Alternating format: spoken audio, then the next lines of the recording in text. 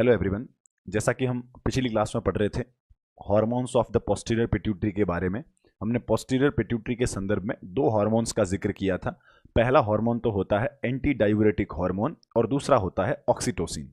ADH के बारे में हमने पूरी जानकारी पढ़ी कि एडीएच क्या फंक्शंस करता है, उसके कम या ज़्यादा हो जाने के पीछे क्या रीज़न हो सकते हैं, कौन कौन सी बीमारियां हो सकती हैं, उनके लक्षण, उनके मैनेजमेंट, पूरा एस्पेक्ट हमने पढ़ा एडीएच के संदर्भ में। अब हम बात करने वाले हैं पोस्टीरियर पिट्यूटरी के दूसरे हार्मोन के बारे में और दूसरा हार्मोन का नाम होता है ऑक्सीटोसिन। अब बात करेंगे ऑक्सीटोसिन हार्मोन के फंक्शंस के बारे में। सबसे पहली और महत्वपूर्ण जानकारी ये है कि ऑक्सीटोसिन हार्मोन को गैलेक्टोकाइनेटिक हार्मोन के नाम से जानते हैं। इसे हम गैलेक्टोकाइनेटिक हार्मोन के नाम से जानते हैं। अब ध्यान दें कि इसे हमने गैलेक्टोकाइनेटिक हार्मोन क्यों कहा है। इस संदर्भ में एक जानकारी जो हमने पहले पढ़ी है वो रिकॉल करें, वापस से याद करें।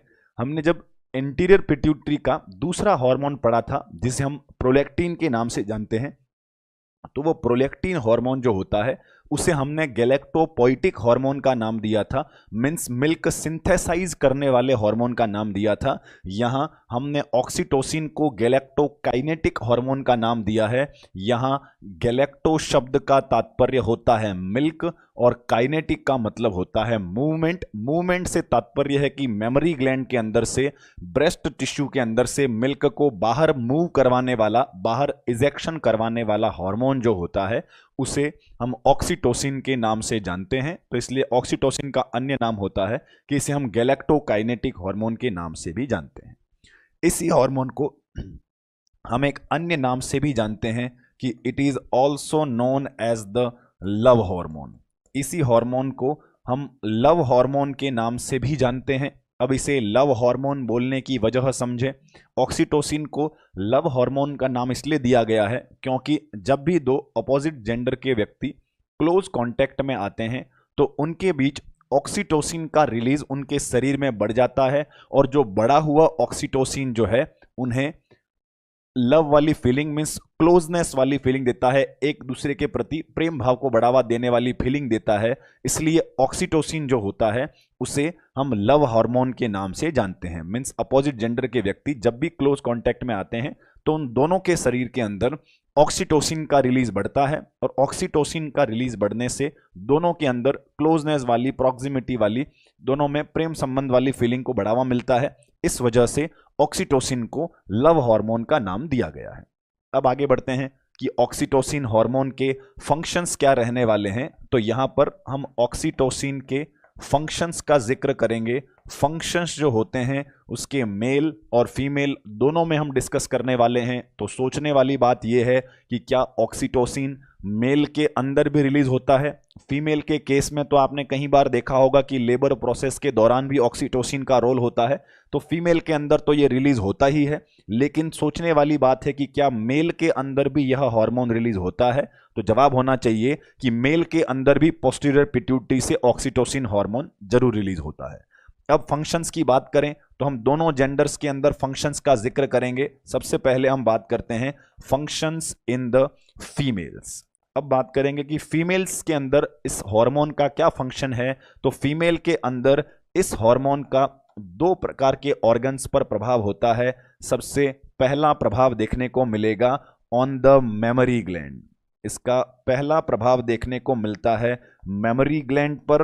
अब मेमोरी ग्लैंड पर प्रभाव की बात करें तो यह मेमोरी ग्लैंड के अंदर कॉन्ट्रैक्शंस को बढ़ावा देकर मिल्क इजेक्शन करवाने के लिए जिम्मेदार होता है। किसके लिए जिम्मेदार रहने वाला है? यह मेमोरी ग्लैंड में कॉन्ट्रैक्शन करवाकर मिल्क का इजेक्शन, मिल्क को बाहर निकलवाने के लिए जिम्मेदार है। और इसके इसी फंक्शन की वजह से इसे क्या नाम दिया गया था? इसे गैलेक्टोकाइनेटिक हार्मोन का नाम दिया गया था। क्लियर? तो पहला फंक्शन हो गया कि फीमेल में ब्रेस्ट टिश्यूज में पाई जाने वाली मेमोरी ग्लैंड को यह स्टिमुलेट करता है, उसमें कॉन्ट्रैक्शंस को बढ़ावा देता है और मिल्क का इजेक्शन करवाने वाला है। अब आगे बढ़ते हैं, इसके दूसरे फंक्शन का जिक्र करेंगे। इसका दूसरा फंक्शन जो है फीमेल के अंदर वो हमें देखने को मिलता है ऑन यूट्रस। पहला फंक्शन तो था ब्रेस्ट टिश्यूज में पाए जाने वाली मेमोरी ग्लैंड के ऊपर, दूसरा फंक्शन होता है यूट्रस के ऊपर। अब बात करें यूट्रस पर फंक्शन के बारे में तो यह हार्मोन जो होता है वह यूटेराइन कॉन्ट्रैक्शंस को बढ़ावा देता है। ये तो सभी भली भांति जानते होंगे कि हमारा ऑक्सीटोसिन हार्मोन जो होता है वह यूट्रस की दीवारों के अंदर कॉन्ट्रैक्टाइल फंक्शंस को बढ़ाता है, कॉन्ट्रैक्शंस को बढ़ावा देता है। ये दूसरा फंक्शन होता है फीमेल्स के केस में। तो पता रखें फीमेल्स के अंदर ऑक्सीटोसिन कितनी जगह पर काम करता है, 2 जगहों पर, एक तो ब्रेस्ट टिश्यूज के ऊपर और दूसरा यूट्रस के ऊपर। अब बात करने वाले हैं हम फंक्शन इन द मेल्स के बारे में कि अब मेल्स के अंदर इस हार्मोन का फंक्शन क्या है, इस बारे में हम जिक्र करते हैं। तो मेल्स के अंदर इसका फंक्शन होता है कि यह सेक्सुअल इंटरकोर्स के दौरान, मीन्स जब भी मेल के अंदर सेक्सुअल इंटरकोर्स की प्रक्रिया होती है उस दौरान यह वास डेफरेंस नाम की स्ट्रक्चर के अंदर कॉन्ट्रैक्शंस को बढ़ावा देता है। कौन सी संरचना के अंदर? यह वास डेफरेंस नाम की संरचना में कॉन्ट्रैक्शन को बढ़ावा देता है और कॉन्ट्रैक्शन को बढ़ावा देकर यह सीमन के इजैक्यूलेशन के लिए हेल्पफुल होता है। मीन्स वास डिफरेंस जो कि एक स्ट्रक्चर है जो कि मेल जेनाइटल ऑर्गन के इंटरनल ऑर्गन्स के अंतर्गत पाई जाती है, उसके अंदर कॉन्ट्रैक्शन को बढ़ावा देता है ड्यूरिंग सेक्सुअल इंटरकोर्स, और उसके अंदर कॉन्ट्रैक्शंस होने की वजह से यह इजैक्यूलेशन की प्रक्रिया को करवाने के लिए जिम्मेदार है कि कॉन्ट्रैक्शन होंगे तो अंदर जो सीमन है वो बाहर की तरफ इजैक्यूलेट होगा। तो मेल के अंदर सेक्सुअल इंटरकोर्स के दौरान आपके ऑक्सीटोसिन हार्मोन का योगदान जो है वह सीमन इजैक्यूलेशन के दौरान होने वाला है। अब बात करते हैं इससे संबंधित डिसऑर्डर के बारे में। तो हमारे ऑक्सीटोसिन के संबंधित डिसऑर्डर ऐसे मेजर बीमारियां तो नहीं हैं कि ऐसी बीमारियां की हाइपर सिक्रीशन ऑफ ऑक्सीटोसिन या हाइपो सिक्रीशन ऑफ ऑक्सीटोसिन। कुछ परिस्थितियों में ऑक्सीटोसिन की मात्रा कम या ज़्यादा जरूर हो सकती है, उससे कुछ कॉम्प्लिकेशन ज़रूर महसूस हो सकते हैं। तो हम बात करेंगे कि फीमेल में अगर ऑक्सीटोसिन कम या ज़्यादा है तो क्या परेशानियां बन सकती हैं, उसके बारे में जिक्र करते हैं कि अगर किसी कारणवश ऑक्सीटोसिन का लेवल किसी फीमेल के अंदर कम हो जाए तो ऐसी स्थिति में एक समस्या आने वाली है, जिसमें कि पहली समस्या होती है यूटेराइन इनर्शिया। पहली समस्या क्या होने वाली है? यूटेराइन इनर्शिया होने वाली है। और दूसरी समस्या हो सकती है लैक्टेशनल फेलियर। अब ध्यान दें, 2 तथ्य हमने लिखे हैं कि अगर ऑक्सीटोसिन फीमेल में कम है तो पहला तो हो सकता है यूटेराइन इनर्शिया और दूसरा हो सकता है लैक्टेशनल फेलियर। इसका तात्पर्य समझें। यूटेराइन इनर्शिया का मतलब होता है दैट इज हाइपोटोनिक कॉन्ट्रैक्शंस। तात्पर्य होने वाला है hypotonic contractions of the uterus. अब ध्यान दें, हाइपोटोनिक हाइपरटोनिक का तात्पर्य सभी को पता होगा। अगर किसी मसल के अंदर ज्यादा पावर के साथ कॉन्ट्रैक्शन होता है तो उसे हम हाइपरटोनिक कॉन्ट्रैक्शन बोलते हैं, कम पावर के साथ कॉन्ट्रैक्शन होता है तो उसे हम हाइपोटोनिक कॉन्ट्रैक्शन बोलते हैं। अगर यूट्रस की दीवारों के अंदर ऐसा हाइपोटोनिक कॉन्ट्रैक्शन होने लगता है, कम टोन के साथ कॉन्ट्रैक्शन होने लगता है, तो इसे हम यूटेराइन इनर्शिया के नाम से जानते हैं। और ऐसा कब होने वाला है? अगर फीमेल के अंदर ऑक्सीटोसिन की कमी है तो कॉन्ट्रैक्टाइल पावर में कमी देखने को मिल सकती है।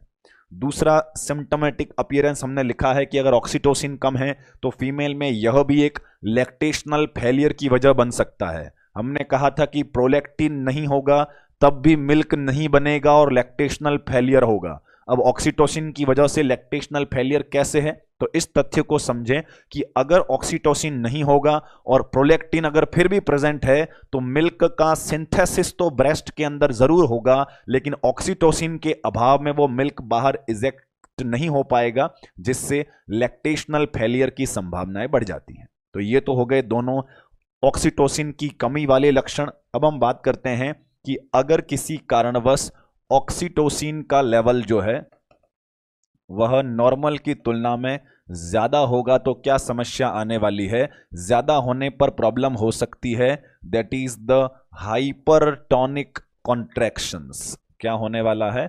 हाइपरटोनिक कॉन्ट्रैक्शंस देखने को मिल सकते हैं। मीन्स अगर ऑक्सीटोसिन जरूरत से बहुत ज्यादा है तो कॉन्ट्रैक्टाइल पावर बहुत ज्यादा होने वाले हैं, हाइपरटोनिक होने वाले हैं। और हाइपरटोनिक कॉन्ट्रैक्शंस के केस में एक समस्या हो सकती है कि इस पेशेंट के अंदर यूटेराइन रप्चर की संभावनाएं हो सकती हैं। यूटेराइन रप्चर मीन्स यूटरस के फट जाने की स्थिति बन सकती है कि अगर ऑक्सीटोसिन बहुत एक्सेस, बहुत टॉक्सिक मात्रा में बनता रहे तो ऐसी स्थिति में यूटेराइन रप्चर जैसी समस्याएं आ सकती हैं।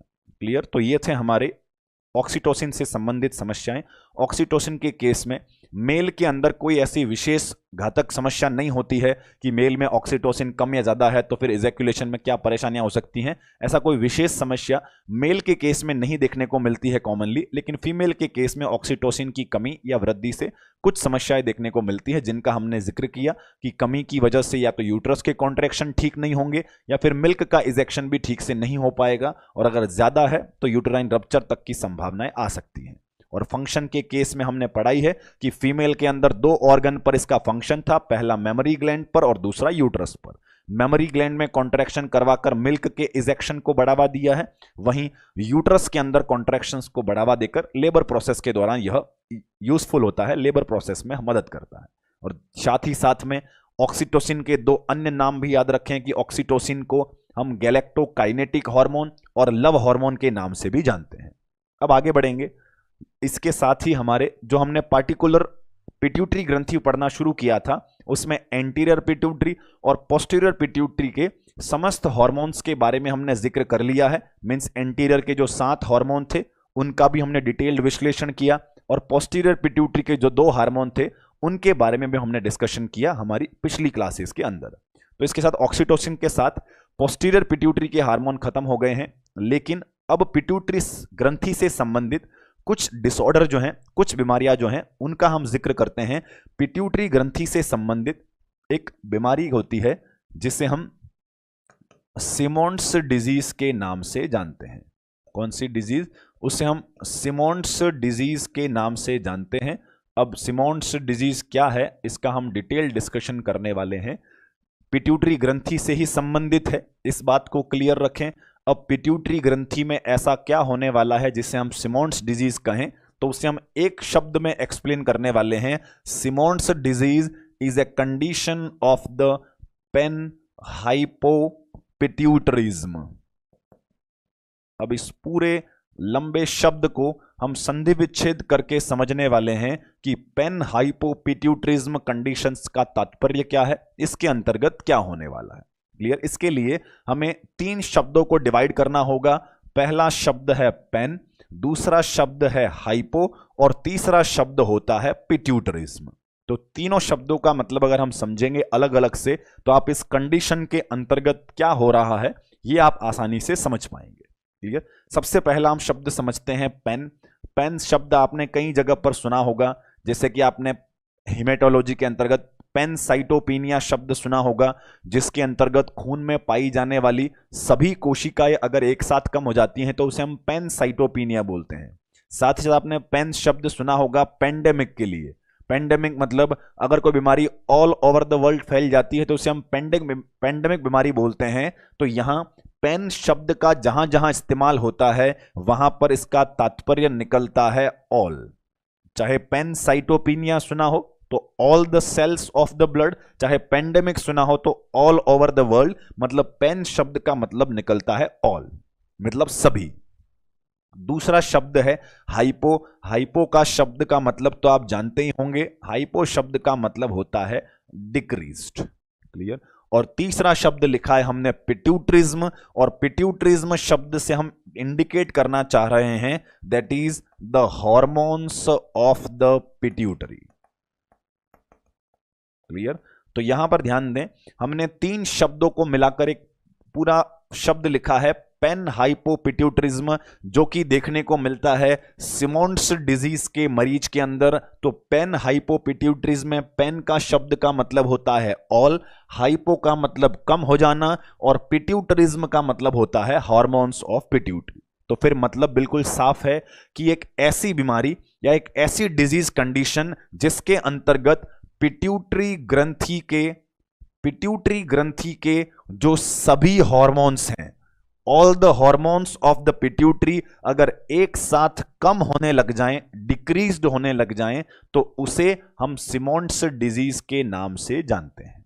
क्लियर? तो यहां पर मतलब साफ होगा कि सिमोंड्स डिजीज क्या है, पेन हाइपोपिट्यूटरिज्म वाली अवस्था है जिसके अंतर्गत पिट्यूटरी ग्रंथि के सभी हार्मोन एक साथ कम होते हैं। अब ध्यान दें, हम एक एक हार्मोन अलग अलग जब पढ़ते आ रहे थे तो उन सब के अंदर कमी और वृद्धि वाले डिसऑर्डर हमने एक एक करके साथ में पढ़े थे। यहां पर हम कमी की बात कर रहे हैं तो हम एक एक हार्मोन के सबके डेफिशिएंसी वाले डिसऑर्डर पढ़ चुके हैं। जैसे हमने ग्रोथ हार्मोन की डेफिशिएंसी का डिसऑर्डर पढ़ा था कि ग्रोथ हार्मोन की कमी होने से बोनापन रह जाता है, ड्वार्फिज्म वाली समस्या होती है। साथ ही हमने टीएसएच एसीटीएच के संदर्भ में भी जिक्र किया कि अगर टीएसएच नहीं बनेगा तो थायराइड में भी कमी रह जाएगी, हाइपोथायरॉयडिज्म जैसी समस्याएं हो सकती हैं। तो यहां हम एक एक हार्मोन की बात ना करते हुए यहां पर डिस्कस करते हैं कि इस बीमारी में, ये जो सिमोन्स डिजीज नाम की बीमारी है, इसमें बहुत सारे हार्मोन एक साथ कम हो गए हैं। जितने हार्मोन पिट्यूटरी के थे वो सब के सब एक साथ अगर कम हो जाएं तो उसे हम सिमोन्स डिजीज के नाम से जानते हैं। अब यहां सोचने वाली बात यह है कि इसके पीछे इटियोलॉजी क्या रहा होगा, कि इसके पीछे क्या कारण रहा होगा कि एक साथ सारे के सारे हार्मोन कम हो गए। तो यहां पर हम इटियोलॉजी डिस्कस करते हैं। इटियोलॉजी में पहला कारण हो सकता है एनी ट्रॉमा। अब बात करते हैं कि ट्रॉमा कैसे जिम्मेदार हो सकता है। तो सिंपल सा मतलब है कि अगर खोपड़ी में चोट लगी है, अगर पिट्यूटरी ग्रंथि क्षतिग्रस्त हुई है, तो क्या कोई एक पार्टिकुलर कोशिका डैमेज होगी या पूरी वो 1 सेंटीमीटर वाली ग्रंथि डैमेज हो सकती है? तो जवाब होगा कि सर 1 सेंटीमीटर की ग्रंथि है, चोट अगर भयानक हुई तो हो सकता है पूरी ग्रंथि क्षतिग्रस्त हो गई हो। तो अगर पूरी ग्रंथि ही एक साथ क्षतिग्रस्त हो गई हो तो सारे के सारे हार्मोन्स एक साथ कम होने वाले हैं, और इसलिए ट्रॉमा में be a reason for the pan hypopituitarism. तो चोट लगना एक वजह हो सकती है। दूसरा कारण हो सकता है दैट इज हाइपोफाइसेक्टमी। दूसरा यहां पर कारण हो सकता है हाइपोफाइसेक्टमी। अब हाइपोफाइसेक्टमी का तात्पर्य तो हम पहले ही डिस्कस कर चुके हैं कि अगर किसी कारणवश पिट्यूटरी ग्रंथि को ऑपरेशन करके कट करके रिमूव कर दिया गया हो तो यह भी एक संभावित वजह हो सकता है। Hypophysectomy may be a reason for the pan hypopituitarism. सभी हार्मोन के कम होने का रीजन यह है कि पिट्यूटरी को ही निकाल दिया है, तो ऑब्वियस सी बात है कि यह भी एक वजह हो सकता है कि सारे हार्मोन में एक साथ कमी आई है। तीसरे पॉइंट पर बढ़ते हैं। तीसरा पॉइंट हो सकता है कि रेडिएशन एक्सपोजर हुआ हो। क्या कंडीशन डेवलप हुई है? रेडिएशन एक्सपोजर भी एक संभावित वजह हो सकता है कि रेडिएशन एक्सपोजर से अगर विकिरणों की वजह से पिट्यूटरी ग्रंथि क्षतिग्रस्त हुई हो तब भी एक साथ सारे हार्मोन्स के अंदर कमी देखने को मिल सकती है। चौथा रीजन हो सकता है दैट इज सप्रेसिंग ट्यूमर। चौथा रीजन क्या होने वाला है? Suppressing tumour. अब ट्यूमर के संदर्भ में भी हम जिक्र कर चुके हैं कि ट्यूमर भी 2 प्रकार के होते हैं। कुछ तो होते हैं स्टिमुलेटिंग वाले, कुछ होते हैं सप्रेसिंग वाले। स्टिमुलेटिंग ट्यूमर जब भी होता है तो वह हार्मोन के प्रोडक्शन की दर को बढ़ाता है, जबकि सप्रेसिंग ट्यूमर जब भी होता है तो यह हार्मोन के प्रोडक्शन की दर को कम कर देता है। अगर सप्रेसिंग ट्यूमर एक साथ पूरी पिट्यूटरी को प्रभावित करेगा तो सब के सब हार्मोन एक साथ कम हो जाने वाले हैं, और इस कंडीशन को हम सिमोन्स डिजीज के नाम से जानते हैं। इसके अलावा एक और संभावित कारण हो सकता है that is the ischaemic necrosis. अब ध्यान दें, इस्चेमिक नेक्रोसिस भी एक संभावित कारण हो सकता है। अब इस्चेमिक नेक्रोसिस का मतलब समझें। सबसे पहले तो बताइए सभी को नेक्रोसिस का मतलब क्लियर है? नेक्रोसिस का मतलब जानते होंगे। नेक्रोसिस का सिंपल मतलब है कि सेल्स का डैमेज होना, सेल्स का किसी कारणवश टूट जाना, क्षतिग्रस्त होकर खत्म होने लग जाना, उसे हम नेक्रोसिस बोलते हैं। यहां पर नेक्रोसिस किस प्रकार का है? इस्चेमिक नेक्रोसिस है। मतलब इस्चीमिया का तात्पर्य होता है किसी हिस्से की ब्लड सप्लाई डिक्रीज हो जाना। किसी भी बॉडी पार्ट में अगर ब्लड सर्कुलेशन कम होने लगता है तो उसे हम इस्चीमिया बोलते हैं। तो यहां पर इस्चेमिक नेक्रोसिस मतलब पिट्यूटरी ग्रंथि को ब्लड सप्लाई बहुत कम मिल रही थी, और ब्लड सप्लाई बहुत कम मिलने की वजह से अगर नेक्रोसिस हुआ है तो उसे हम इस्चेमिक नेक्रोसिस के नाम से जानते हैं। और इस्चेमिक नेक्रोसिस भी एक संभावित वजह हो सकता है सभी हार्मोन की कमी होने का। इस्चीमिया का मतलब समझ गए होंगे कि ब्लड सप्लाई कम है, पिट्यूटरी को सप्लाई कम है तो पिट्यूटरी धीरे धीरे खत्म होने लगेगी, और पिट्यूटरी अगर मेटाबोलाइज हो गई तो यह एक वजह हो सकता है, इटियोलॉजिकल फैक्टर हो सकता है। अब बात करते हैं ईटियोलॉजिकल फैक्टर के बाद में हम डिस्कस करेंगे कि इस पेशेंट के अंदर हमें असेसमेंट फाइंडिंग क्या देखने को मिलेगी, क्या लक्षण देखने को मिल सकते हैं इस सिमोन्स डिजीज वाले मरीज में। तो सिंपल सा आंसर होना चाहिए कि सर हमने सारे हार्मोन अलग अलग करके पढ़े हैं कि ग्रोथ हार्मोन होता तो क्या करवाता, टीएसएच होता तो क्या करवाता, प्रोलैक्टिन होता तो क्या करवाता, इन सब के बारे में हमने पढ़ा है। अगर उन सभी हार्मोन की डेफिशिएंसी एक साथ हो जाए तो ऐसी स्थिति में ऑल हार्मोन डेफिशिएंसी वाले लक्षण एक साथ दिखाई देने वाले हैं। ऑल हार्मोन डेफिशिएंसी वाले सिम्टम जो हैं वह एक साथ इस मरीज में दिखाई देंगे। मतलब इस मरीज में ग्रोथ हार्मोन कम होगा तो बोनापन भी रहेगा, प्रोलैक्टिन कम होगा तो मिल्क प्रोडक्शन में भी दिक्कत होगी, टीएसएच कम होगा तो हाइपोथायराइडिज्म भी होगा। ऐसे सभी हार्मोन की कमी वाले लक्षण एक साथ बहुत ज्यादा सिम्टम देखने को मिलते हैं, यह सिमोन्स डिजीज में देखने को मिलेगा। तो हमने एक साथ लिख दिया कि जितने हार्मोन हमने पढ़े हैं उन सब में जो हाइपोसिक्रीशन वाले लक्षण हैं वो सारे के सारे लक्षण इस मरीज के अंतर्गत भी देखने को मिलने वाले हैं। वहीं अगर मैं कहूं कि इस पेशेंट के अंदर हम मैनेजमेंट क्या करवा सकते हैं, तो मैनेजमेंट का सिंपल तरीका होगा कि अगर सारे हार्मोन एक साथ कम हो गए हैं तो हमारे पास इलाज का तरीका रहने वाला है, हम हार्मोन रिप्लेसमेंट थेरेपी देने वाले हैं। क्लियर, हम एचआरटी देंगे, हार्मोन रिप्लेसमेंट थेरेपी देंगे। जिस जिस हार्मोन की कमी हमें दिखाई देती है हम उस हार्मोन को सप्लीमेंट करने वाले हैं, बाहर से रेडीमेड हार्मोन देने वाले हैं। ये हमारा ट्रीटमेंट हो सकता है सिमोन्स डिजीज का। अब आगे बढ़ते हैं, हम बात करने वाले हैं एक दूसरी महत्वपूर्ण बीमारी के बारे में। जैसा हमने सिमोन्स डिजीज पढ़ा था वैसी ही एक दूसरी बीमारी होती है सिहान्स सिंड्रोम। ध्यान दें, हमारी दूसरी महत्वपूर्ण बीमारी है सिहान्स सिंड्रोम। अब सिहान्स सिंड्रोम क्या होता है इसको समझें। सिहान्स सिंड्रोम को भी हम एक शब्द में एक्सप्लेन करते हैं, it is also a condition of the pan hypopituitarism. यह भी अपने आप में एक पेन हाइपोपिट्यूटरिज्म वाली अवस्था है। मतलब पेन हाइपोपिट्यूटरिज्म का तात्पर्य तो हम पहले ही डिस्कस कर चुके हैं कि पिट्यूटरी ग्रंथि के सारे हार्मोन्स का एक साथ कम हो जाना, उसे हम पेन हाइपोपिट्यूटरिज्म बोलने वाले हैं। तो फिर अब दिमाग में एक सवाल क्रिएट हो रहा होगा कि सर अगर दोनों के अंदर ही सारे हार्मोन एक साथ कम हो रहे हैं तो फिर सिमोन्स डिजीज में और सिहान्स सिंड्रोम में क्या अंतर है। तो अंतर केवल इतना है कि सिमोन्स डिजीज के तो बहुत सारे इटियोलॉजिकल फैक्टर थे, जैसा कि आप यहां देख सकते हैं कि सिमोन्स डिजीज के तो बहुत सारे 5 अलग अलग हमने इटियोलॉजिकल फैक्टर लिखे थे, लेकिन सिहान्स सिंड्रोम एक ऐसी बीमारी है जिसके अंतर्गत पेन हाइपोपिट्यूटरिज्म का रीजन जो है, इटियोलॉजी जो है, वो अगर एक विशेष कारण रहा हो और वो विशेष कारण होता है that is the postpartum haemorrhage. ध्यान दें, अगर किसी पेशेंट के अंदर सारे के सारे पिट्यूटरी हार्मोन्स के कम रह जाने की वजह का कारण जो है अगर वो पोस्टपार्टम हेमरेज रहा हो तो यह सिहान्स सिंड्रोम के नाम से जाना जाता है।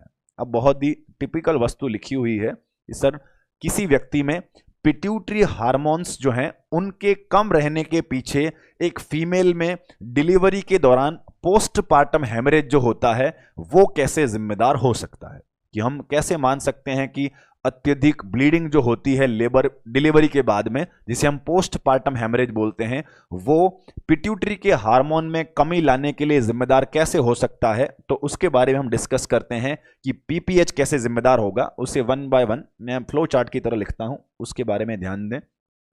सबसे पहला, इस पेशेंट के अंदर पीपीएच हुआ। पीपीएच मतलब पोस्टपार्टम हेमरेज हुआ। पोस्टपार्टम हेमरेज किसे कहते हैं, अगर ब्लड लॉस जो है वो 500 ml से ज्यादा हो तो उसे हम पीपीएच कहते हैं। अब पीपीएच की वजह से इस पेशेंट के अंदर क्या हुआ, ब्लड लॉस हुआ। अब ब्लड लॉस होने से क्या हो गया, ब्लड लॉस होने से इस पेशेंट के अंदर हाइपोवोलेमिया हो गया। अब ध्यान दे, एक एक तथ्य को समझे। सबसे पहले पीपीएच हुआ, पोस्टपार्टम हेमरेज होने से शरीर से खून का लॉस हुआ। अब अगर शरीर से खून का लॉस हो रहा है तो ब्लड का वॉल्यूम बढ़ेगा कि कम होगा? तो सिंपल सी बात है, पेशेंट में हाइपोवोलेमिया हो गया और हाइपोवोलेमिया होने की वजह से पेशेंट के अंदर हेमरेजिक शॉक में चला गया। पेशेंट कौन सी कंडीशन में चला गया?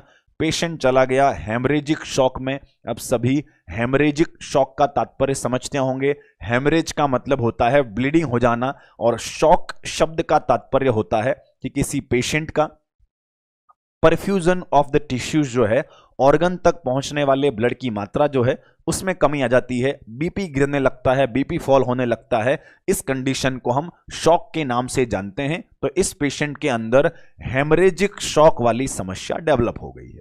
क्लियर? हेमरेजिक शॉक मतलब ब्लीडिंग हुआ है जिसकी वजह से ब्लड की मात्रा कम हो गई है, तो पेशेंट शॉक में चला गया है। मीन्स ब्लड का अमाउंट कम है, ब्लड सप्लाई शरीर में पर्याप्त नहीं बन पा रही है। अब बात करते हैं कि अगर मरीज हेमरेजिक शॉक में चला जाएगा, खून की मात्रा ही कम होगी, तो ऐसी स्थिति में पिट्यूटरी ग्रंथि को ब्लड सप्लाई प्रॉपरली नहीं पहुंच पाएगी। क्यों नहीं पहुंच पाई? क्योंकि शरीर में खून ही धीरे धीरे कम होता जा रहा था। ऐसी स्थिति में मरीज शॉक में चला गया और पिट्यूटरी ग्रंथि के अंदर क्या डेवलप होने लग गया? पिट्यूटरी ग्रंथि के अंदर इस्चीमिया डेवलप होने लग गया। और ये पिट्यूटरी में होने वाला इस्चीमिया क्या करवा सकता है? पिट्यूटरी में होने वाला इस्चीमिया पिट्यूटरी में नेक्रोसिस करवा सकता है।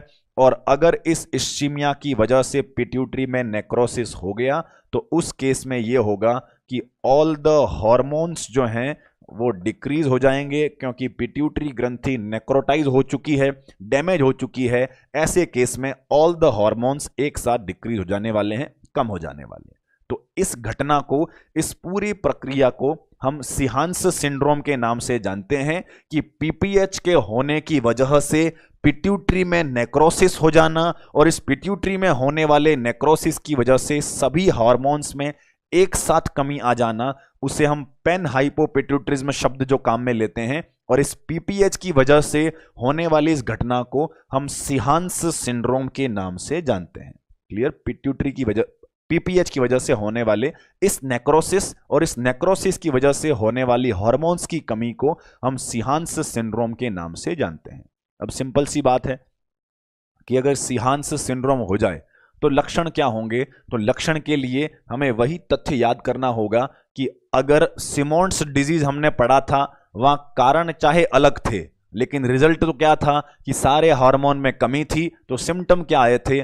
ऑल हार्मोन डेफिशिएंसी वाले सिम्टम आए थे। तो वैसे के वैसे लक्षण हमें सिहांस सिंड्रोम में भी देखने को मिलेंगे कि सारे हार्मोन अगर कम हैं तो सारे हार्मोन की कमी वाले लक्षण दिखाई देंगे। तो बात करें फिर मैनेजमेंट की, तो अगर इस मरीज का मैनेजमेंट भी क्या होगा? तो इसका इलाज भी हम हार्मोन रिप्लेसमेंट थेरेपी के माध्यम से देने वाले हैं। क्लियर सभी को?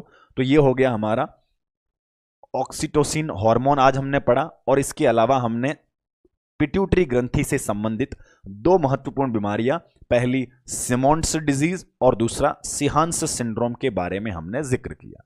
उम्मीद है सभी को समझ में आ गया होगा। अब आगे बढ़ते हैं। इस बीमारी के साथ में, इस सिहांस सिंड्रोम के साथ में हमारा मीन्स हम प्योरली एंडोक्राइन ग्रंथियों में हम पहली ग्रंथि को पूरी तरह पढ़ चुके हैं और वो हमारी पहली ग्रंथि का नाम था पिट्यूटरी ग्रंथि, जिसे हमने मास्टर ग्लैंड या हाइपोफाइसिस सेरेब्राई का नाम दिया था। तो इसके सारे एस्पेक्ट हम डिस्कस कर चुके हैं। अब आगे हम डिस्कस करने वाले हैं दूसरी प्योरली एंडोक्राइन ग्रंथि जिसका नाम है थायराइड ग्लैंड। तो आगे चलकर हम थायराइड ग्लैंड को पढ़ना शुरू करते हैं। हमारी दूसरी प्योरली एंडोक्राइन ग्रंथि का नाम है that is thyroid gland. Clear? अब बात करते हैं थायराइड ग्रंथि के बारे में कि थायराइड ग्रंथि की विशेषताएं क्या हैं। तो यहां पर भी क्लियर कर लें बात को। थायराइड ग्रंथि के संदर्भ में भी हम उसी प्रकार से डिस्कशन करने वाले हैं जैसा हमने पिट्यूटरी के केस में किया था। मतलब क्या डिस्कशन रहेगा हमारा? सबसे पहले हम इसके एनाटॉमिकल एस्पेक्ट का जिक्र करेंगे, उसके बाद हम फिजियोलॉजिकल एस्पेक्ट की बात करेंगे, मींस फंक्शंस की बात करेंगे, और उसके बाद में हम साथ ही साथ इसकी बीमारियां मींस डिसऑर्डर वाला पोर्शन भी पढ़ने वाले हैं। क्लियर। तो आगे बढ़ते हैं, हम थायराइड ग्रंथि की सबसे पहली जानकारी डिस्कस करते हैं। It is the largest endocrine gland. ध्यान दें, यह लार्जेस्ट एंडोक्राइन ग्लैंड होती है। मीन्स हमारे पास जितनी भी प्योरली एंडोक्राइन ग्रंथियां हैं, उन सभी प्योरली एंडोक्राइन ग्रंथियों के अंदर हमारी थायराइड ग्रंथि जो होती है वो सबसे लार्जेस्ट है, मीन्स सबसे बड़ी ग्रंथि है।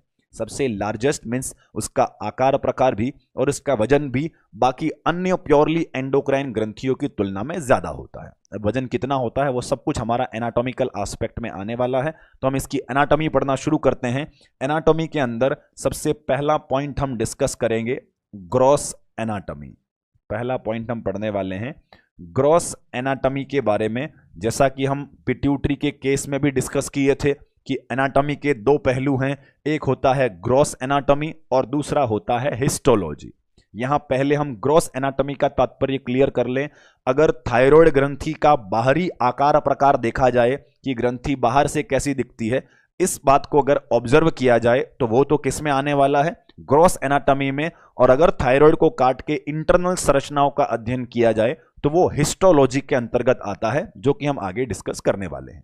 पहले हम थायराइड ग्रंथि के बाहरी आकार प्रकार का जिक्र करते हैं। ग्रॉस एनाटॉमी के अंदर हमारा सबसे पहला पॉइंट है that is location of the thyroid gland. Clear. Location की बात करें तो सबसे पहली महत्वपूर्ण जानकारी कि इसकी लोकेशन जो होती है वो होने वाली है नेक रीजन के अंदर। कौन से पार्ट में रहने वाली है, नेक रीजन में, मतलब हमारी थायराइड ग्रंथि यहां गर्दन वाले हिस्से में पाई जाती है। ये जो यहां एंटीरियर वाला हिस्सा है, यहां पर हमारी थायराइड ग्रंथि सिचुएटेड रहती है। क्लियर। अब नेक रीजन के अंदर it is present just anterior and slightly inferior to the larynx. Clear. यह लैरिंग्स से थोड़ा आगे की तरफ और थोड़ा नीचे की तरफ, मीन्स यहां थोड़ा ऊपर की तरफ लैरिंग्स होता है, उससे थोड़ा आगे और थोड़ा नीचे की तरफ जो है वो हमारी थायराइड ग्रंथि सिचुएटेड रहती है। और अगर उसे पीछे वर्टिब्रा से कोरिलेट करें तो यह इसकी पोजीशन होती है C5 से लेकर T1 वर्टिब्रा तक। वर्टिब्रा से कोरिलेशन से तात्पर्य यह है कि अगर वो ग्रंथियां सामने की तरफ है, एग्जैक्ट लोकेशन पता करनी है कि कहां से लेकर कहां तक है, तो यहां हम पीछे वर्टिब्रा के नंबर से मैच करवाते हैं। तो वह C5 से लेकर, C5 मतलब सर्वाइकल 5वीं वर्टिब्रा से लेकर थोरेसिक पहली वर्टिब्रा तक, वह उसके सामने यहां पर एंटीरियर साइड में सिचुएटेड रहने वाली है। क्लियर। अब इसकी लोकेशन के संदर्भ में एक डायग्राम को देखकर आप क्लियर करें। जनरली डायग्रामेटिक प्रेजेंटेशन में ये हम देखते हैं पेशेंट का फेस है, ये हो गया उसका लैरिंग्स वाला हिस्सा। क्लियर। ये उसका लैरिंग्स वाला हिस्सा है। लैरिंग्स से थोड़ा आगे की तरफ और थोड़ा नीचे की तरफ ये जो स्ट्रक्चर आपको विजुअलाइज हो रही है, it is the thyroid gland. Clear. इस संरचना को हम थायराइड ग्लैंड के नाम से जानते हैं। यहां डायग्राम में लिखा गया है इट इज द लैरिंग्स। ये हो गया लैरिंग्स वाला पार्ट। दूसरा लिखा है इट इज द ट्रेकिया, जो पीछे की तरफ हड्डी, पीछे की तरफ जो हमारी स्ट्रक्चर है, जो कि कार्टिलेजन स्ट्रक्चर है, उसे हम ट्रेकिया बोलते हैं। और ये हमारी संरचना है थायराइड ग्लैंड, जो कि आपको एक बटरफ्लाई शेप में एक एच के आकार में दिखाई देने वाली ग्रंथि, इसे हम थायराइड ग्रंथि के नाम से जानते हैं। अब आगे बढ़ते हैं, हम इसके संदर्भ में इसके पार्ट्स का भी आगे जरूर जिक्र करेंगे। यहां पर हमने लोकेशन को क्लियर किया कि लोकेशन इसकी यहां गर्दन वाले हिस्से में है। यहां पर लैरिंग्स वाला हिस्सा होता है, उससे थोड़ा आगे की तरफ और थोड़ा नीचे की तरफ यहां सिचुएटेड रहने वाली ग्रंथि को हम थायराइड ग्रंथि बोलते हैं। हमने वर्टिब्रा से कोरिलेशन का जिक्र किया कि यह C5 से लेकर T1 तक की वर्टिब्रा के सामने प्रेजेंट होती है। और महत्वपूर्ण बात, यह कौन से रीजन में है, यह नेक रीजन में प्रेजेंट रहती है। आगे बढ़ते हैं, लोकेशन के बाद में ग्रॉस एनाटॉमी के अन्य तथ्य होने वाले हैं। दूसरा महत्वपूर्ण पॉइंट होता है that is colour. Means thyroid ग्रंथि का कलर कैसा होता है, तो थायराइड ग्रंथि का कलर होता है स्लाइटली ब्राउनिश रेड कलर। किस प्रकार का होने वाला है, स्लाइटली ब्राउनिश रेड कलर होता है।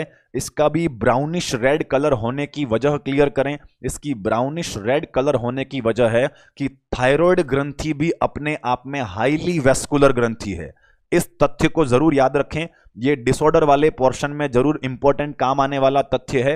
तो ध्यान दें कि थायराइड ग्रंथि देखने पर ब्राउनिश रेड दिखाई देती है, और इसके ब्राउनिश रेड दिखाई देने की वजह यह है कि यह एक प्रकार की हाईली वैस्कुलर ग्रंथि है। मींस बहुत ज्यादा मात्रा में, पर्याप्त मात्रा में इसे भरपूर ब्लड सप्लाई मिलती है, और ज्यादा ब्लड मिलने की वजह से यह ब्राउनिश रेड का अपीयरेंस देने वाला है। कलर के बाद में हम बात करेंगे इसके तीसरे पॉइंट के बारे में, और तीसरा ग्रॉस एनाटॉमी का पॉइंट होता है इस ग्रंथि का वजन। वजन जो होता है वह हमें लगभग 25 से 30 ग्राम देखने को मिलेगा। इस ग्रंथि का वजन हमें लगभग 25 से 30 ग्राम देखने को मिलता है। वहीं अगर हम पहले जो ग्रंथि पढ़ी है उसको याद करें, हमने पहले पिट्यूटरी ग्रंथि पढ़ी थी, उसका वजन कितना था? तो पिट्यूटरी ग्रंथि का वजन था मात्र 500 मिलीग्राम, मतलब केवल आधा ग्राम वजन था। वहीं थायराइड ग्रंथि का वजन है लगभग 25 से 30 ग्राम। इसी वजह से थायराइड ग्रंथि को लार्जेस्ट एंडोक्राइन ग्रंथि कहा गया है। यह तथ्य बहुत इंपॉर्टेंट है, कई बार एग्जाम में आ चुका है कि लार्जेस्ट एंडोक्राइन ग्लैंड कौन सी है, तो यह होने वाली है हमारी थायराइड ग्रंथि। साथ में यह भी याद रख लें कि अगर लार्जेस्ट एंडोक्राइन ग्रंथि अगर थायराइड है, तो लार्जेस्ट एक्सोक्राइन ग्रंथि कौन सी है? एक्सोक्राइन का तात्पर्य तो याद ही होगा, डक्ट वाली ग्रंथियां जो अपने सिक्रीशंस को डक्ट के माध्यम से एक निश्चित स्थान तक पहुंचाती हों, उसे हम एक्सोक्राइन ग्रंथियां बोलते हैं। तो लार्जेस्ट एंडोक्राइन अगर थायराइड है तो लार्जेस्ट एक्सोक्राइन कौन सी है? तो जवाब होना चाहिए the largest exocrine gland is the liver. हमारी लीवर जो ग्रंथि है वह लार्जेस्ट एक्सोक्राइन ग्रंथि माना गया है, और लार्जेस्ट एंडोक्राइन जो होता है वो होने वाली है हमारी थायराइड ग्लैंड। आगे बढ़ते हैं, इसके कलर और वजन के बाद में हम बात करेंगे चौथा महत्वपूर्ण पॉइंट कि हमारी थायराइड ग्रंथि में बाहर से देखने पर कितने पार्ट्स देखने को मिलते हैं, कितने हिस्से देखने को मिलते हैं। इसके लिए आप डायग्राम पर ध्यान दें। इस डायग्रामेटिक प्रेजेंटेशन को देखें। ये गर्दन के अंदर हमने हिस्से का जिक्र किया था, इसी को हमने मैक्सिमाइज कर कर यहां पर दिखाया गया है। सबसे पहले इस थायराइड ग्रंथि के पार्ट देखें। एक तो यहां पर एक अलग से लोब दिखाई देती है, मींस एक तो ये लोब हो गई, दूसरी इधर लोब है, और बीच में एक कनेक्टिंग बैंड के तौर पर एक बीच में संरचना है जो कि इन दोनों लोब्स को जोड़ती हुई दिखाई दे रही है। मतलब इन दोनों संरचनाओं को तो हम बोलते हैं दैट इज लोब्स। जो दोनों तरफ हैं इन्हें तो हम बोलते हैं लोब। डायग्राम में भी लिखा गया है कि it is the right lobe and it is the left lobe. तो ध्यान दें, ये दोनों तरफ जो संरचनाएं हैं उन्हें तो हमने लोब्स का नाम दिया है, और बीच में ये जो कनेक्शन डेवलप करने वाला पार्ट है, इस कनेक्शन डेवलप करने वाले पार्ट को हम इस्थमस के नाम से जानते हैं। तो इधर राइट लोब, ये लेफ्ट लोब, और बीच में इस्थमस। तो यहां पर हम इसका थ्योरेटिकल एस्पेक्ट लिखते हैं कि पार्ट्स कितने होंगे, तो मेनली दो पार्ट्स देखने को मिलते हैं। दो पार्ट्स कौन कौन से? पहला तो होता है लोब्स और दूसरा होता है इस्थमस। क्लियर? हमने दो पार्ट्स का जिक्र किया, पहला तो होता है लोब्स और दूसरा होता है इस्थमस। अब लोब्स के अंदर हम जिक्र करें तो आपको उस डायग्राम के अंतर्गत कितने लोब्स दिखाई देते हैं? तो इस डायग्राम में हमें दो लोब देखने को मिलते हैं, एक राइट लोब और एक लेफ्ट लोब। तो हम यहां पर मेंशन करने वाले हैं कि लोब्स जो होती हैं वह भी अपने आप में दो होती हैं। दो लोब कौन कौन सी होती हैं? तो पहली होती है राइट लोब और दूसरी होती है लेफ्ट लोब। अब ध्यान देने वाली बात है कि क्या दोनों लोब्स, एक जो राइट साइड में है एक जो लेफ्ट साइड में है, दोनों अलग अलग रहती हैं या बीच में जुड़ी रहती हैं? तो सीधा आंसर होगा कि सर दोनों बीच में से जुड़ी रहती हैं, और दोनों को बीच से जोड़ने वाले हिस्से का नाम क्या है? इस्थमस। तो इस्थमस को हम मेंशन कर सकते हैं कि ये एक प्रकार का अपने आप में कनेक्टिंग बैंड है, मींस यह दोनों को जोड़े रखने वाला, कनेक्शन रखने वाला पार्ट है। तो हमने लिख दिया कि लोब्स दो होती हैं, एक राइट लोब एक लेफ्ट लोब, और इस्थमस जो होता है उसे हम कनेक्टिंग बैंड के नाम से जानते हैं। तो यहां पर ये जो हिस्सा है इसे हम ईस्थमस बोलते हैं, और ये दोनों लोब्स के बीच में एक कनेक्शन के तौर पर, एक कनेक्टिंग बैंड के तौर पर काम करता है, जो राइट लोब और लेफ्ट लोब को जोड़े रखता है। इस स्ट्रक्चर को हम ईस्थमस के नाम से जानते हैं। अब बात करते हैं इसके पार्ट्स के अलावा इसका अगला एस्पेक्ट, उसका शेप और उसके अन्य पॉइंट्स की बात करें, डायमीटर वगैरह। उससे पहले एक और जानकारी क्लियर करें। मैक्सिमम व्यक्तियों में, मीन्स 99% व्यक्तियों में, दुनिया में जितने लोग हैं उन सभी की थायराइड ग्रंथि की स्टडी की जाए तो सबके अंदर दो ही लोब देखने को मिलती हैं। मीन्स मैक्सिमम लोगों में राइट लोब और लेफ्ट लोब, थायराइड में दो ही लोब पाई जाती हैं। लेकिन अपवाद के तौर पर यह भी देखा गया है कि बहुत रेयरली कुछ व्यक्तियों के अंदर एक एक्स्ट्रा लोब भी देखने को मिलती है, और इस एक्स्ट्रा लोब को हम पायरामिडल लोब के नाम से जानते हैं। क्लियर? तो यहां पर ध्यान दें, कुछ व्यक्तियों के अंदर दो लोब्स की बजाय 3 लोब्स भी होती हैं, और अगर 3 लोब्स होंगी तो उस तीसरी लोब को क्या नाम देने वाले हैं, उसे हम पायरामिडल लोब के नाम से जानते हैं। एक्स्ट्रा लोब का होना न तो कोई विशेष फायदा पहुंचाने वाला है और न ही कोई विशेष नुकसान पहुंचाने वाला है। मतलब किसी किसी व्यक्ति में ऐसी एक्स्ट्रा संरचना देखने को मिल सकती है जो कि न तो फायदेमंद है न ही नुकसानदायक है, लेकिन अगर ऐसी संरचना है तो उसे हम नाम क्या देने वाले हैं, उसे हम पायरामिडल लोब के नाम से जानते हैं। अगर किसी को कंफ्यूजन है कि सर इसके अंदर पायरामिडल लोब कहाँ रहेगी, कि दो लोब, एक तो राइट लोब एक लेफ्ट लोब, यहां पर भी डायग्रामेटिकली देखें, अगर ये राइट लोब है, अगर ये लेफ्ट लोब है और बीच में ये कनेक्शन डेवलप करने वाला ईस्थमस है, तो सर इसमें पायरामिडल लोब कहाँ रहेगी। तो इस केस में समझें कि पायरामिडल लोब कुछ व्यक्तियों में यहां ईस्थमस के ऊपर ही डेवलप्ड देखने को मिलती है, यहां बीच में ईस्थमस के ऊपर ही एक एक्स्ट्रा संरचना देखने को मिलती है। उस तीसरी एक्स्ट्रा लोब को हम पायरामिडल लोब के नाम से जानते हैं, और यह पायरामिडल लोब बहुत रेयरली कुछ व्यक्तियों में देखने को मिलती है, जो कि न तो विशेष फायदेमंद है और न ही नुकसानदायक है। लेकिन नाम जरूर याद रखना है कि अगर किसी में एक्स्ट्रा लोब हो तो उसको क्या कहा जाएगा, तो उसे हम पायरामिडल लोब के नाम से जानते हैं। अब आगे बढ़ते हैं, इसके 5वीं स्ट्रक्चर ग्रॉस एनाटॉमी के 5वें पॉइंट को जिक्र करते हैं। 5वां पॉइंट है कि इस ग्रंथि का शेप कैसा होता है, इसका आकार कैसा देखने को मिलता है। तो आकार तो आपको डायग्राम से क्लियर हो ही जाना चाहिए। डायग्रामेटिकली देखें तो इस ग्रंथि का आकार जो होता है वह बटरफ्लाई की तरह दिखता है। सभी ने बटरफ्लाई का मतलब जानते होंगे, तितली। मीन्स यह बटरफ्लाई, यह तितली के आकार की ग्रंथि दिखाई देती है। तो इसका शेप जो होता है उसमें हम मेंशन करने वाले हैं कि it is butterfly shaped gland. यह बटरफ्लाई शेप्ड होती है, या तो इसे हम बटरफ्लाई शेप्ड कहें, या फिर अन्य नाम हम ये भी रख सकते हैं कि यह एच शेप्ड ग्रंथि होती है। मीन्स अल्फाबेटिकली इसको देखा जाए तो यह एच के आकार की दिखाई देने वाली ग्रंथि है। अब एच का आकार कैसे, तो यहां इस बात पर ध्यान दें कि यहां एक तरफ राइट लोब है, एक तरफ लेफ्ट लोब है, और बीच में ये कनेक्शन दिखाने वाला ईस्थमस है। तो यह देखने पर अल्फाबेटिकली एच के आकार का दिखाई देता है। तो इसका शेप या तो हम इसे तितली के आकार का भी लिख सकते हैं, मीन्स बटरफ्लाई शेप्ड भी लिख सकते हैं, या इसे हम एच शेप्ड भी बोल सकते हैं। अब बात करेंगे ग्रॉस एनाटॉमी का छठा और आखिरी पॉइंट कि इसका बाहरी आकार प्रकार देखने पर डायामीटर कितना देखने को मिलता है, मीन्स इस ग्रंथि की लंबाई चौड़ाई कितनी होगी। अब अगर लंबाई चौड़ाई की बात आएगी तो फिर एक सोचने वाली बात यह है कि लंबाई चौड़ाई पूरी ग्रंथि की तो एक जैसी नहीं है। डायग्राम में देखें, क्या पूरी ग्रंथि की लंबाई चौड़ाई एक जैसी है या नहीं है। ये ग्रंथि कहीं पर तो बहुत वाइड है और कहीं पर तो बिल्कुल छोटी संरचना है। मतलब अगर हम डायामीटर का जिक्र करेंगे तो हमें दोनों का अलग अलग डायामीटर याद रखना होगा।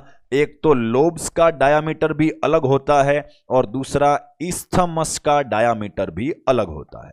मीन्स जो दो लोब्स वाली संरचना थी वह काफी वाइड, काफी बड़ी संरचना है, तो उनका डायामीटर, उनकी लंबाई चौड़ाई अलग होगी। और दूसरी तरफ जो बीच में कनेक्टिंग बैंड था जिसे हमने ईस्थमस का नाम दिया था, उसका डायामीटर भी अलग रहने वाला है। अब बात करते हैं लोब्स के डायामीटर के बारे में। तो लोब्स का डायमीटर होता है 5 इंटू 2.5 इंटू 2.5 सेंटीमीटर्स, मतलब 5 इंटू 2.5 सेंटीमीटर।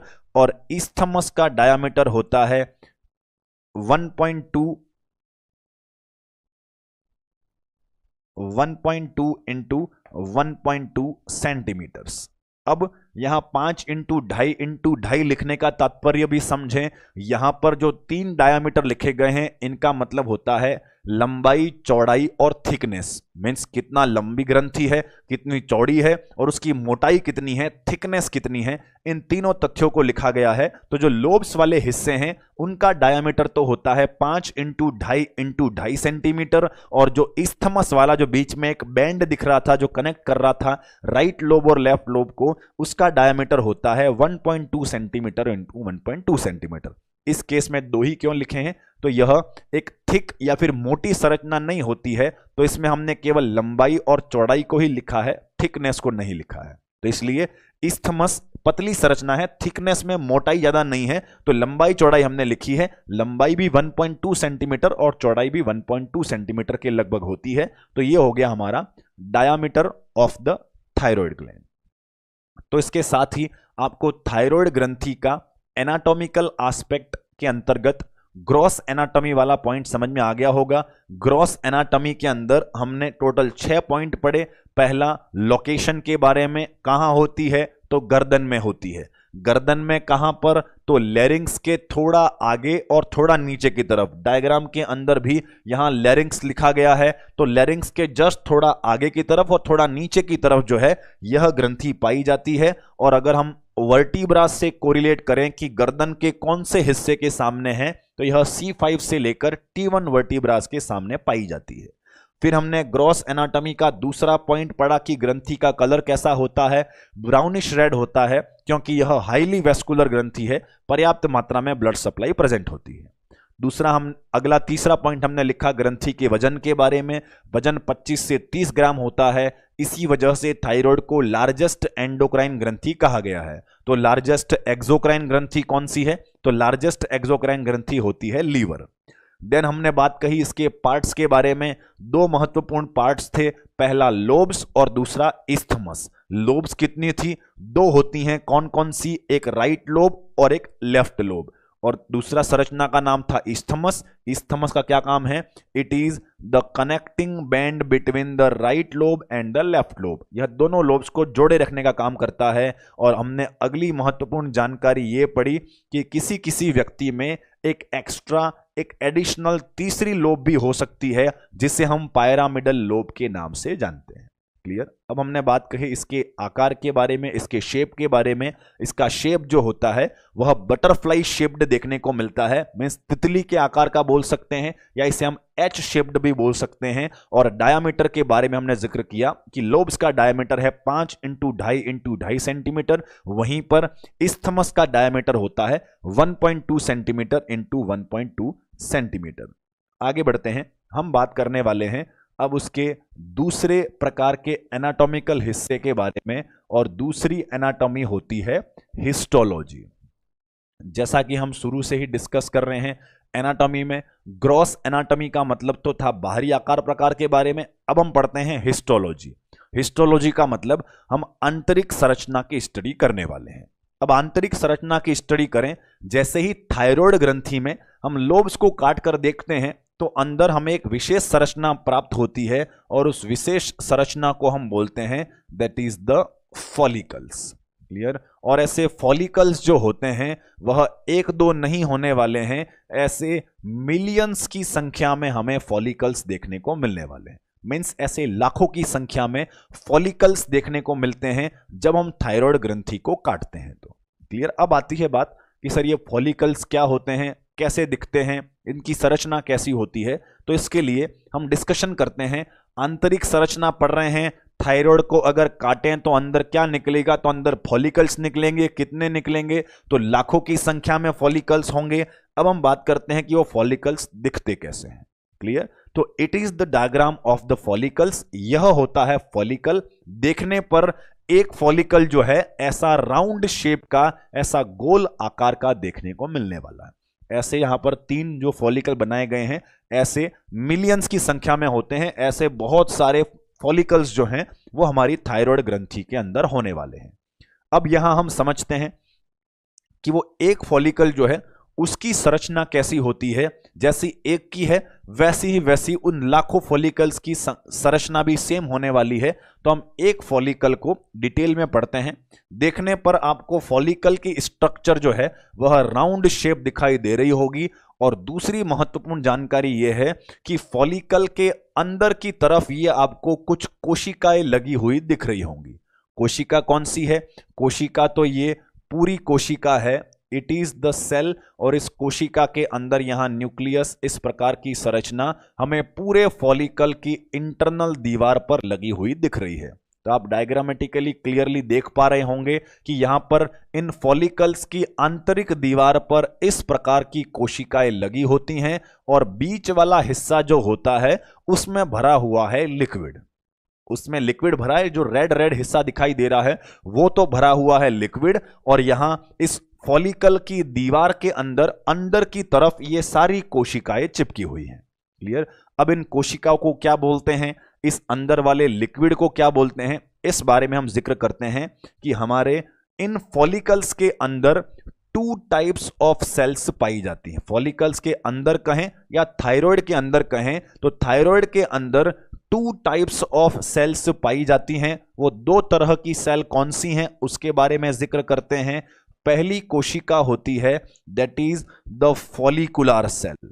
पहली कोशिका होने वाली है फॉलिकुलर सेल और दूसरी कोशिका होती है दैट इज पैराफॉलिकुलर सेल। ध्यान दें, पहली हो गई फॉलिकुलर सेल, दूसरी होती है पैराफॉलिकुलर सेल। और पैराफॉलिकुलर सेल को हम सी सेल्स के नाम से भी जानते हैं। सी मतलब अल्फाबेट के सी शब्द जो होता है, सी फॉर कैट, तो इस सी सेल के नाम से भी इन कोशिकाओं को जानते हैं। कौन सी वाली कोशिकाओं को? पैराफॉलिकुलर को। अब बात करते हैं कि थायराइड में ये दोनों प्रकार की कोशिकाएं हैं कहां पर, फॉलिकल के अंदर हैं या बाहर हैं। इसके लिए हम फॉलिकल की संरचना पर आते हैं। ये जो फॉलिकल्स आपको दिखाई दे रहे हैं, इन फॉलिकल्स के आंतरिक दीवार पर आपको ये जितनी भी कोशिकाएं दिखाई दे रही हैं, this all are the follicular cell. यहां पर लिखा गया है, ध्यान दें, ये जितनी भी कोशिकाएं हैं जो फॉलिकल्स की आंतरिक दीवार पर लगी हुई हैं, मतलब ऐसी कोशिकाएं जो फॉलिकल के अंदर पाई जाती हैं, उन्हें हम फॉलिकुलर सेल के नाम से जानते हैं।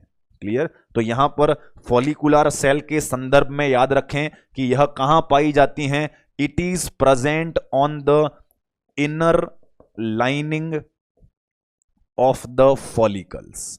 क्लियर? तो एक जानकारी सभी को क्लियर हो गई होगी कि यह फॉलिकल्स की इनर लाइनिंग पर देखने को मिलेगा। Inner lining of follicles means, diagram में देखें कि फॉलिकल की लाइनिंग है, ये फॉलिकल की दीवार है, उसकी आंतरिक दीवार पर इनर लाइनिंग पर लगी हुई सेल्स को हम फॉलिकुलर सेल के नाम से जानते हैं। फिर इस डायग्राम में देखें कि हमने पैराफॉलिकुलर सेल किन्हें कहा है, तो पैराफॉलिकुलर सेल हम उनको बोलते हैं कि जो इन फॉलिकल्स के बीच बीच में पाई जाती हैं। ध्यान दें, फॉलिकल की आंतरिक दीवार पर न होकर जो लाखों की संख्या में ऐसे फॉलिकल हैं, उनके बीच में इन बिटवीन द फॉलिकल्स ये जो कोशिकाएं हैं, इन कोशिकाओं को हम पैराफॉलिकुलर सेल के नाम से जानते हैं। तो अगर पूछ लिया जाए कि पैराफॉलिकुलर नाम की जो कोशिकाएं होती हैं वह फॉलिकल के अंदर हैं या फॉलिकल के बाहर हैं, तो यहां पर आपको पैराफॉलिकुलर के बारे में याद रखना है, it is present on the outside of the follicles. Clear? यह फॉलिकल के बाहर की तरफ होती हैं और बाहर की तरफ कहां पर होंगी? In between the follicles. In between the follicle से तात्पर्य है कि यह बहुत सारे फॉलिकल्स जो हैं उनके बीच बीच में अगर कहीं पर खाली जगह बचती है तो वहां पर जो कोशिकाएं सिचुएटेड रहती हैं उन्हें हम पैराफॉलिकुलर सेल के नाम से जानते हैं। तो आंतरिक संरचना में सभी को क्लियर हो गया होगा कि थायराइड ग्रंथि में कितने प्रकार की कोशिकाएं हैं। तो दो प्रकार की कोशिकाएं हैं, टू टाइप्स ऑफ सेल्स हैं। पहली होती हैं फॉलिकुलर सेल और दूसरी होती हैं पैराफॉलिकुलर। फॉलिकुलर कहां पर हैं? It is present on the inner lining of the follicles. और हमारी पैराफॉलिकुलर कहां है? तो it is present outside of the follicles. Outside कहां पर? इन बिटवीन द फॉलिकल्स, कि फॉलिकल्स के बीच में है। तो इसे डायग्राम में क्लियरली दिमाग में बिठा लें। ये जो राउंड राउंड शेप्ड बड़ी संरचनाएं दिख रही हैं ये फॉलिकल हैं। इसके अंदर की दीवार पर ये जो कोशिकाएं चिपकी हुई हैं ये फॉलिकुलर सेल हैं। और इन बड़े बड़े फॉलिकल्स के बीच में ये जो कुछ कोशिकाएं बची हैं उन्हें हम पैराफॉलिकुलर सेल के नाम से जानते हैं।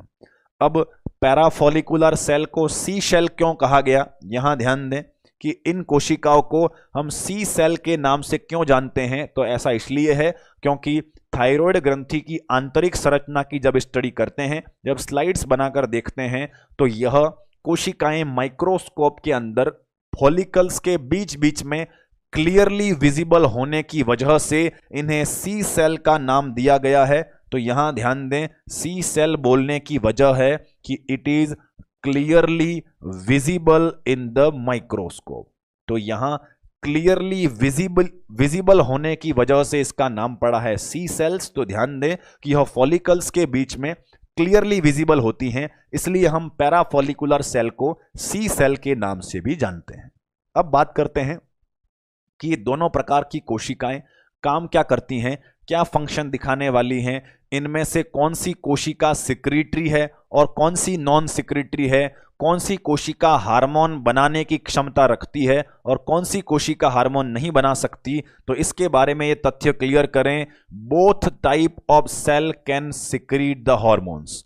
दोनों प्रकार की कोशिकाएं सिक्रीटरी नेचर की होती हैं। हमारी जो पहली फॉलिकुलर सेल हैं ये तो निर्माण करती हैं T3 और T4 हार्मोन्स का। जो थायराइड के महत्वपूर्ण हार्मोन हैं T3 और T4, इनका निर्माण तो करती हैं हमारी फॉलिकुलर सेल। और जो पैराफॉलिकुलर सेल हैं वो निर्माण करती हैं हमारे कैल्सीटोनिन हार्मोन का।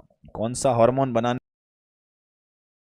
हार्मोन का निर्माण करती हैं कैल्सीटोनिन, जो कि शरीर में कैल्शियम रेगुलेशन में सहायक होता है, तो उसे हम कैल्सीटोनिन हार्मोन बोलते हैं। तो ध्यान दें, फॉलिकुलर सेल तो बनाती है T3 और T4 और पैराफॉलिकुलर सेल बनाती है कैल्सीटोनिन नाम का हार्मोन्स। मींस दोनों प्रकार की कोशिकाएं सिक्रीटरी प्रवृत्ति की होती हैं। जहां फॉलिकुलर हार्मोन बनाने की क्षमता रखती है तो पैराफॉलिकुलर भी हार्मोन बना सकती है। दोनों अलग अलग हार्मोन्स का निर्माण करते हैं। अब बात करते हैं एक अगली जानकारी के बारे में। फॉलिकल्स जो होते हैं उसमें आंतरिक दीवार पर तो फॉलिकुलर सेल हैं, लेकिन जो बीच में खाली जगह होती है उसमें जो लिक्विड भरा होता है उसे हम थायरोग्लोबुलिन के नाम से जानते हैं। क्या बोलने वाले हैं? थायरोग्लोबुलिन। जनरली जो ओवरऑल लिक्विड पूरा भरा गया है उसे तो हम नाम देते हैं कॉलोइड। ध्यान दे, ओवरऑल ये जो पूरा लिक्विड भरा हुआ है उस पूरे लिक्विड को, इस पूरे रेड वाले पार्ट को तो हम बोलते हैं कॉलोइड। क्लियर? इस कॉलोइड के अंदर हमारी फॉलिकुलर नाम की जो कोशिकाएं हैं ये अपने हार्मोन्स को बना बनाकर जो सीक्रीशन इस कॉलोइड के अंदर छोड़ती हैं उस सीक्रीशन को हम थायरोग्लोबुलिन के नाम से जानते हैं। अब ध्यान दें, जो ओवरऑल ये पूरा जो लिक्विड अंदर भरा होगा, इस पूरे लिक्विड का नाम तो हमने रख दिया कि इसे हम कॉलोइड के नाम से जानते हैं। जितना लिक्विड बीच में भरा है वो पूरा कॉलोइड है। अब इस कॉलोइड के अंदर हमारी ये जो दीवारों पर लगी फॉलिकुलर सेल होंगी, ये फॉलिकुलर सेल अपना सीक्रीशन लगातार इस कॉलोइड के अंदर छोड़ने वाली हैं। और जो सीक्रीशन ये फॉलिकुलर सेल छोड़ती हैं उसे हम बोलते हैं थायरोग्लोबुलिन। मींस ये कोशिकाएं अपना सीक्रीशन बाहर न छोड़ते हुए ये अंदर की तरफ उस कॉलोइड के अंदर छोड़ने वाली हैं। तो जो फॉलिकुलर सेल सीक्रीशन छोड़ती हैं उसे हम थायरोग्लोबुलिन के नाम से जानते हैं। और उसी थायरोग्लोबुलिन के मेटाबॉलिज्म के द्वारा T3 और T4 का निर्माण होता है। मींस फॉलिकुलर सेल ने तो क्या निकाला? थायरोग्लोबुलिन निकाला, वो थायरोग्लोबुलिन कॉलॉइड में पड़ा हुआ है और फिर उससे फर्दर मेटाबॉलिज्म के फलस्वरूप थायरोग्लोबुलिन से आगे T3 और T4 का निर्माण होने वाला है। मीन्स जो हमने संरचना में बीच में लिक्विड पड़ा वो तो होता है कॉलॉइड, फॉलिकुलर सेल ने जो रिलीज किया वो होता है थायरोग्लोबुलिन, और थायरोग्लोबुलिन के फर्दर मेटाबॉलिज्म से T3 और T4 का निर्माण होने वाला है। अब बात करते हैं कि क्या थायराइड ग्रंथि अपने हार्मोन को स्टोर रख सकता है। तो यहां इस तथ्य को जानना होगा कि हमारे पास में ऐसे मिलियंस की संख्या में, ऐसे लाखों की संख्या में फॉलिकल्स हैं, और उन सभी फॉलिकल के अंदर पाई जाने वाली जितनी भी फॉलिकुलर सेल हैं, ध्यान दें यहां अगर मैं कहूं कि फॉलिकल्स ऐसे जो राउंड राउंड शेप्ड हैं यही लाखों की संख्या में हैं, तो उनके अंदर पाई जाने वाली ये कोशिकाएं तो और ज्यादा मात्रा में होंगी, क्योंकि एक ही फॉलिकल के अंदर आपको 10-15 कोशिकाएं दिखाई दे रही हैं, तो बहुत ज्यादा संख्या में होती हैं। ये सभी की सभी कोशिकाएं थोड़ा थोड़ा मात्रा में थायरोग्लोबुलिन बनाकर T3 T4 में अपना योगदान देती हैं, तो वो सारा का सारा सिक्रीशन जो है वो इस कॉलॉइड के अंदर स्टोर रहता है, जो कि धीरे धीरे मेटाबोलाइज होकर सर्कुलेशन में रिलीज होता है। मींस हमारा थायराइड ग्रंथि जो है वह अपने बने बनाए हार्मोन को इस कॉलॉइड के अंदर इस थायरोग्लोबुलिन के रूप में स्टोर रख सकता है। The thyroid is the only endocrine gland which can store its hormone up to the 100 days supply. अब 100 डेज सप्लाई और 100 दिन तक स्टोर रखना, इन दोनों में अंतर है। हम ये नहीं कह रहे हैं कि आज हार्मोन बनाया है तो वो 100 दिन तक स्टोर रहेगा। हम यहां पर बात कर रहे हैं कि आज अभी इस वक्त हमारी थायराइड ने इतना हार्मोन बना के रखा होगा कि अगर आज भी नया हार्मोन बनना बंद हो जाए तो वो अगले 100 दिन तक काम आएगा। मीन्स अगले 100 डेज तक, अगले 100 दिन तक शरीर को जितना जरूरत है, डेली रिक्वायरमेंट है, उतना हार्मोन तो उसने अभी ही बनाकर स्टोर कर रखा है। तो थायराइड ऐसी एकमात्र ग्रंथि है जो इतने ज्यादा मात्रा को, इतने ज्यादा दिन तक चलने वाले हार्मोन को स्टोर करके रख सकता है। तो यह तथ्य भी याद रखना है कि thyroid gland is the only endocrine gland which can store its hormone about 100 days supply. 100 दिन तक शरीर में इस्तेमाल हो जाए, 100 दिन तक शरीर की आवश्यकताएं पूरी हो जाएं, इतना हार्मोन थायराइड एक बार में अभी हाल ही में स्टोर करके रखा होगा, इतना वह स्टोर कर सकता है। स्टोर कहां करेगा? वो इस फॉलिकल के अंदर ही जो लिक्विड है उसी थायरोग्लोबुलिन के अंदर करने वाला है। क्लियर? तो ये था ग्रॉस एनाटॉमी और histology of the thyroid gland के बारे में। आगे आने वाली क्लासेस के अंदर हम T3 और T4 के बनने की प्रक्रिया और साथ ही साथ T3 T4 और कैल्सिटोनिन हमारे शरीर में क्या फंक्शंस दिखाते हैं उस बारे में हम डिस्कशन करने वाले हैं। मतलब ये है कि हमारी थायराइड ग्रंथि के एनाटॉमी वाला हिस्सा पूरा हो चुका है। हम नेक्स्ट क्लास के अंदर उसका फिजियोलॉजिकल एस्पेक्ट पढ़ेंगे कि हार्मोन अगर बनता है तो वो फंक्शन कैसे करता है, क्या क्या फंक्शन शरीर में करता है, और फिर आगे हम डिसऑर्डर वाला पोर्शन, मेडिकल सर्जिकल नर्सिंग वाला पोर्शन पढ़ने वाले हैं। क्लियर? तो अगर हम एक ब्रीफ रिवीजन देखें तो स्लाइड्स पर ध्यान दें। हमने आज की क्लास में डिस्कस किया है थायराइड ग्रंथि के संदर्भ में। थायराइड ग्रंथि की हमने एनाटॉमिकल संरचना पढ़ी। एनाटॉमिकल संरचना में होता किसके नजदीक है? यह लैरिंक्स के पास होता है। लैरिंक्स से थोड़ा एंटीरियर और थोड़ा इंफीरियर, थोड़ा सामने भी है, थोड़ा नीचे भी है। क्लियर? इसके अलावा इसके लोब्स की बात करें तो 2 लोब्स हैं, एक राइट लोब, एक लेफ्ट लोब। बीच में कनेक्शन डेवलप करने वाले हिस्से को हम क्या बोलते हैं? इसे हम इस्थमस के नाम से जानते हैं। और ये हो गई हमारी राइट लोब और ये होती है हमारी लेफ्ट लोब। क्लियर? अब बात करते हैं इसके शेप के बारे में। इसका आकार या तो हमें एच शेप्ड बोल सकते हैं या फिर इसे हम बटरफ्लाई शेप्ड, मतलब तितली के आकार का भी बोल सकते हैं। इसके वजन का जिक्र करें तो इसका वजन जो होता है वो लगभग 25 से 30 ग्राम होता है।